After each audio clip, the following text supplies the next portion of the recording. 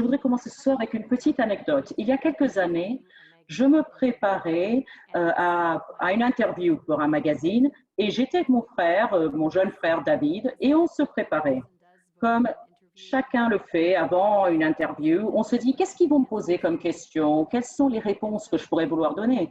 Et alors que nous parlions tous les deux, le sujet de cet entretien était le rôle du service dans la société. Et on discutait entre nous.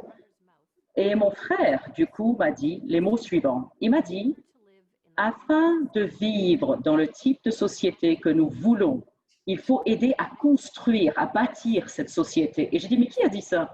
Il dit, mais c'est moi qui le dis. Et c'était quelque chose d'original qui venait de dire, qui venait de trouver à ce moment-là. Et j'ai adoré ces mots-là, parce que je pense que c'est vraiment quelque chose qui est vrai dans notre société. Si vous voulez un certain monde, c'est à nous d'aider à construire ce monde-là. Et c'est vraiment ça qui est lié à notre Rotary, à sa vision. Nous, ensemble, nous voyons un monde où les gens s'unissent, où les gens agissent pour créer un changement qui dure dans notre monde, au sein de notre communauté et même au fond de nous-mêmes. Et je pense que ces derniers mots, en nous, nous-mêmes, ce changement durable en nous. Et je pense que ça, c'est quelque chose de très important, sans doute la chose la plus importante, parce que c'est vraiment la manière dont nous évoluons dans ce voyage que nous faisons ensemble. Nous invitons des leaders à rejoindre notre organisation et nous essayons de faire en sorte qu'ils soient de meilleurs leaders. Et vous tous ici, vous avez l'occasion, par notre leadership au sein du Rotary et nos membres, nous pouvons devenir plus forts. Je sais que je peux dire que je suis meilleur aujourd'hui. Je planifie mieux les événements aujourd'hui grâce au Rotary. Je suis meilleur en gouvernance grâce au Rotary. Je m'exprime mieux en public grâce au Rotary. Tant de choses que nous avons qui sont des cadeaux pour nous grâce à ce que nous faisons. Et c'est ça la valeur de ce que nous retirons de notre appartenance au Rotary. Et c'est une des choses qu'on doit vraiment faire, qu'on doit vraiment faire comprendre aussi à nos membres. C'est la valeur. On ne peut pas quitter un club quand on connaît tous les avantages en tant qu'être humain, en tant que personne, qu'on s'améliore nous-mêmes. C'est un cadeau que le Rotary nous offre et offre à tous. Bien sûr, nous vivons une période assez difficile, compliquée pour nous tous. Vous savez, repensons au mois de mars, il y a 8 mois. Ensemble, le monde entier, chaque homme, femme et enfant, nous avons été confinés, nous tous. Et en l'espace une à deux semaines, les Rotariens ont compris quelque chose. Eh bien, cette connectivité virtuelle, l'importance de rester connecté. Comme Roger l'a dit, le président Marc, le Rotary connecte le monde. On n'a pas dû demander aux gens, aux Rotariens d'agir. Les Rotariens nous ont montré, vous tous, vous nous avez montré que vous étiez déjà dans l'action.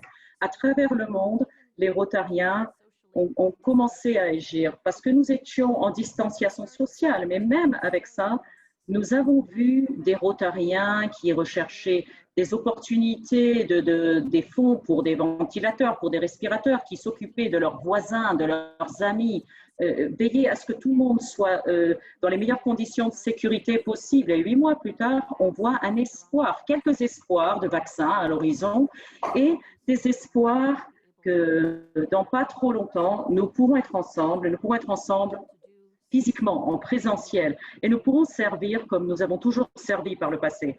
Et une des choses dont je pense qu'il faut vraiment que nous y pensions, c'est ne pas retourner à la manière dont la vie se déroulait avant. Pensons à ce que nous avons appris quelque part grâce à la COVID pour nous améliorer en avançant. Quand nous travaillons dans nos clubs, cette connectivité virtuelle qu'on a pu atteindre, cette capacité à nous adapter, je pense qu'il faut vraiment qu'on adopte ça. Vous savez, les clubs qui se réunissent toujours en personne, peut-être qu'il y a 1 ou 2 semaines par mois où on pourrait continuer cette connectivité virtuelle, ou peut-être qu'on pourra avoir une réunion particulière avec un invité de marque. Et une des choses qu'on a vraiment adoptées, c'est qu'on peut parler à tout le monde, dans le monde entier. Et finalement, c'est normal pour nous. Moi, je vous parle de Windsor, dans l'Ontario, Canada. J'ai pas dû monter dans un avion. Je peux interagir avec vous ici, ensemble. Et quand on pense à nos clubs, les ressources, le temps, l'argent qu'on peut économiser en incluant cette notion de connectivité virtuelle, je ne pense pas qu'il faille tout faire virtuellement. Bien sûr, nous sommes dans le contact, nous relions les gens entre eux. Donc, il faut qu'on puisse se retrouver en présentiel. Il faut qu'on travaille ensemble, qu'on assure les services du Rotary ensemble. Et aussi dans notre socialisation, dans notre convivialité, nos dîners, nos déjeuners, le fait d'être ensemble, de nous retrouver dans une expérience. Il y a beaucoup de recherches qui nous disent pourquoi on rejoint le Rotary et pourquoi on reste au Rotary. Les raisons sont pour le service et pour la convivialité, cette amitié, cette camaraderie. Et c'est pour cela que nous rejoignons le Rotary et que nous y restons. Donc, il faut nous assurer qu'on retrouve tout cela. Mais je pense qu'il faut délibérément réfléchir à notre utilisation de la connectivité virtuelle à l'avenir. Je voudrais partager avec vous, en cette époque qui est compliquée quand même, qui est difficile, il y a de bonnes nouvelles. Il y a quand même des bonnes nouvelles et il faut les entendre, il faut les célébrer. Je veux vous dire quelque chose sur nos efforts pour éradiquer la polio liée à la COVID-19. Vous savez, quand tout le monde a été confiné la première fois, eh bien, il a fallu arrêter les immunisations, les vaccinations contre la polio, alors que c'était notre priorité, notre première priorité en tant qu'organisation. Et nous devons être très fiers en tant que Rotariens dans cette infrastructure de santé publique que nous aidons à établir avec nos partenaires, alors que nous essayons d'éradiquer la polio. Cette infrastructure de santé publique existe dans plus de 70 pays à travers le monde, principalement dans des pays qui étaient endémiques il n'y a pas si longtemps que ça. Et donc, nous avons pu mettre fin à d'autres maladies. Quand il y a eu les Ebola il y a quelques années, grâce à notre infrastructure mise en place pour la polio, on a pu arrêter Ebola. Donc, en mars-avril de cette année, avec la COVID, quand on a dû arrêter les vaccinations, ce qu'on n'a pas dû arrêter, par contre, c'est la surveillance, le traçage des contacts. Donc, ces travailleurs, ces volontaires, ces bénévoles qui s'occupaient de la polio ont pu se transformer en quelque sorte en travailleurs anti-Covid. Ils ont pu mener ce traçage des contacts aussi bien pour la Covid que pour les cas de polio. Et en juillet, on a pu redémarrer la vaccination, les immunisations anti-polio. Il n'y a plus que 2 pays endémiques qui restent, l'Afghanistan et le Pakistan, comme vous le savez. Bonne nouvelle, en août, là encore, quand on a pu rayer le Nigeria de la liste des pays endémiques et dire qu'il n'y avait plus de virus sauvage, et ça veut dire que le continent africain est intégralement libéré de la polio. Et une des choses qui s'est produite pendant les célébrations au mois d'août, c'est une anecdote très intéressante que j'ai envie de vous raconter. Il y a un Rotarien au Nigeria, à Lagos, qui s'appelle Tunji Funjo. Et Tunji est le président du comité Polio Plus au Nigeria. Il est médecin et c'est un Rotarien remarquable que nous sommes nombreux à connaître. Avant de vous parler de Tunji encore, je vais vous dire quelque chose sur un homme qui s'appelle Jeffrey Kluger.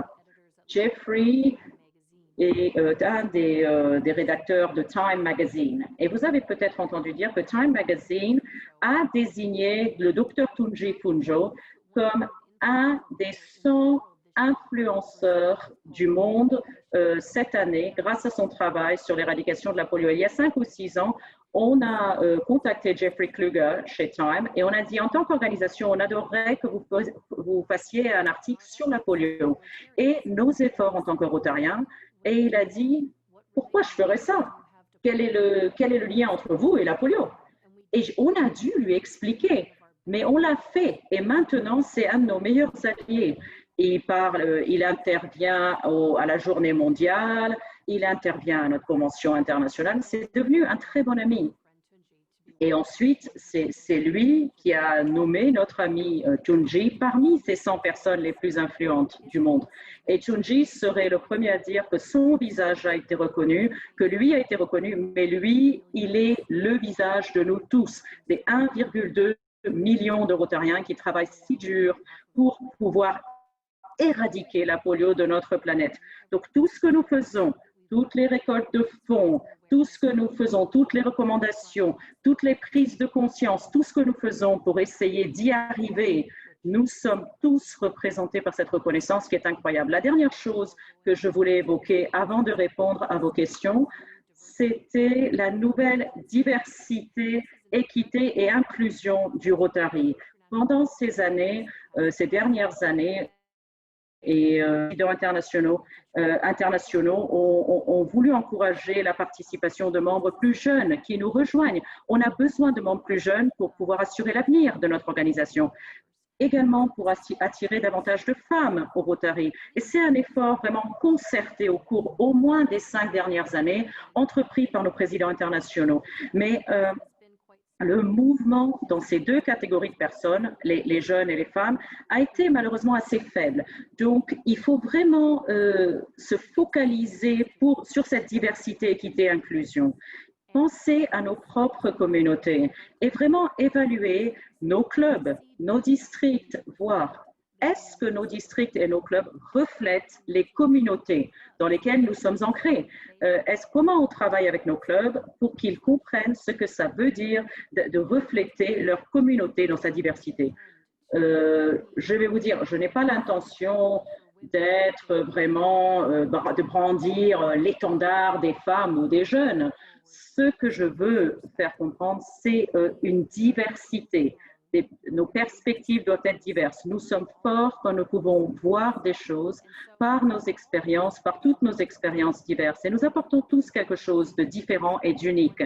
Si nous n'avions qu'un seul canal, si nous n'avions que des avocats, que des médecins, que des banquiers, eh bien, nous ne pourrions regarder les choses que par une seule perspective, une seule vision, mais parce que nous avons des perspectives si différentes, c'est comme cela que nous, en tant qu'organisation, nous pouvons résoudre tous les défis que le monde nous pose. Et ça, mes amis, c'est ce que nous faisons grâce au Rotary. Nous rêvons des manières de changer le monde et ensuite nous agissons pour que ces rêves deviennent réalité. Et vous y croyez, parce que vous avez décidé de prendre ce rôle de leadership au sein du Rotary. Et je vous remercie pour ce que vous faites au sein de vos communautés, dans votre pays et dans le reste du monde.